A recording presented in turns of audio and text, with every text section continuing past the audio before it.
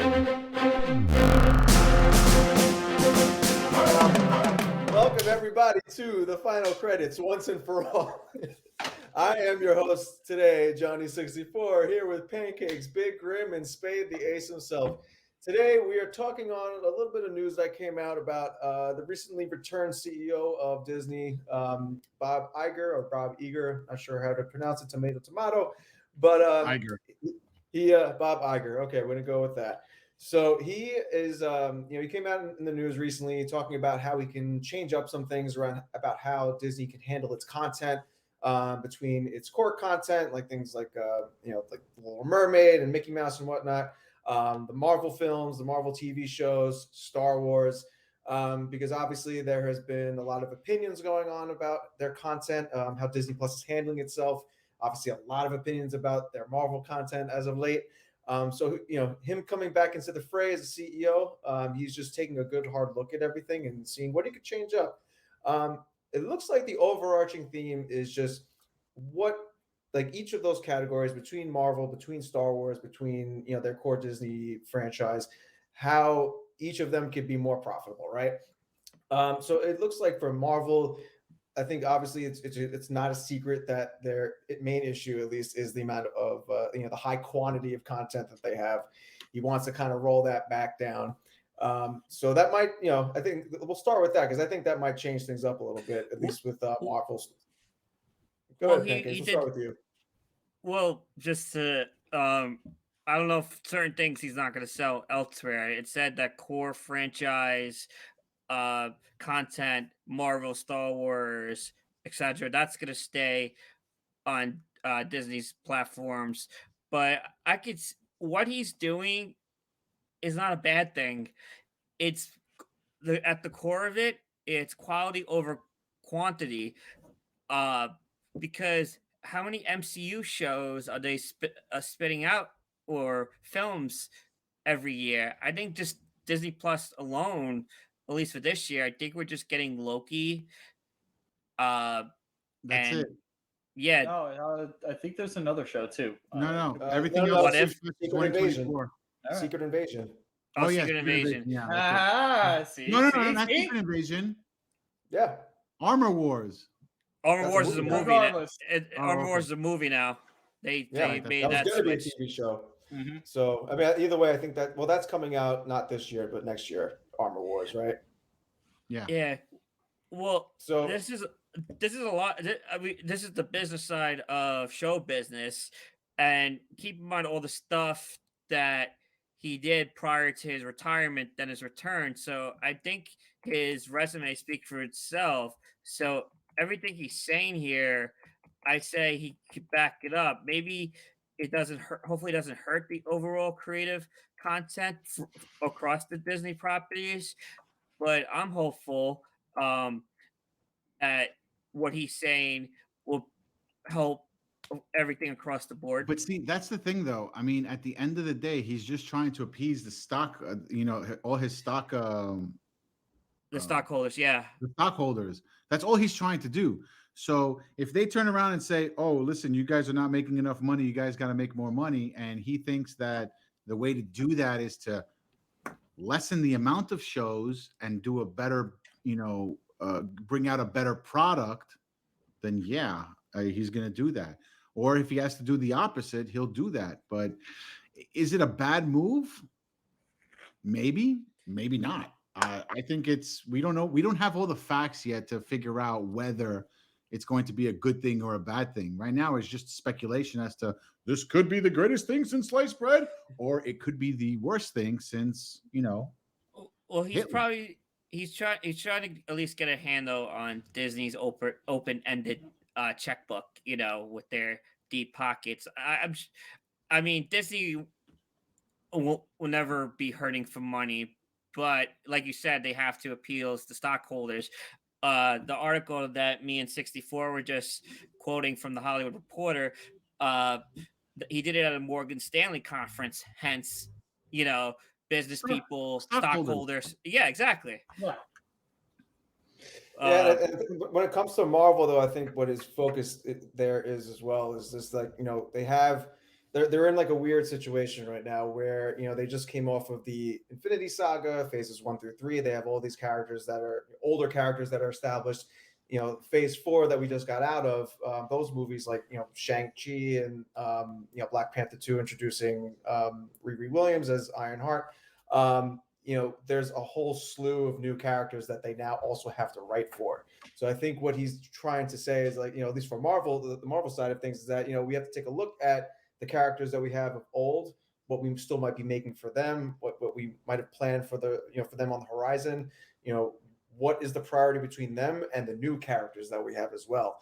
How do we tie them into everything that, with our plans moving forward? Which ones are, deserving of a sequel? Which ones really don't need a sequel, even if they're, older established characters?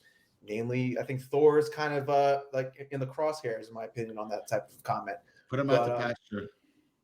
Yeah, I mean, it's they need to make a lot of decisions on where certain characters need to go in terms of like where they already came from and where they are currently starting if they're newer characters. Star Wars, though, on the other hand, I feel like they're trying to expand that. So I think they're just coming out of their main George Lucas, core story. I think we've been seeing like in their recent Disney Plus shows, they're really trying to expand their storytelling into other areas, right? It's not just about two things. Yeah. Real quick, not to interrupt you guys real quick, but get back to Marvel just for like a hot second. For whatever reason that they are putting out here, as of right now, I feel like it is a good thing, peeling back a lot of things, because I don't care what anyone says, too much of a good thing is also a bad thing too. It's everything all at once, and it's a lot to catch up on for the true fans, and sometimes you could drown in that content. I understand that. That's fine. You want to bring things down to like a show or 2 shows a year? It sounds devastating. It's really not, though, because there's a lot of other things out there to watch. Going into what I'm about to say, Star Wars. You want to make more Star Wars content? That's fine. That's great. There's a very simple way to do this.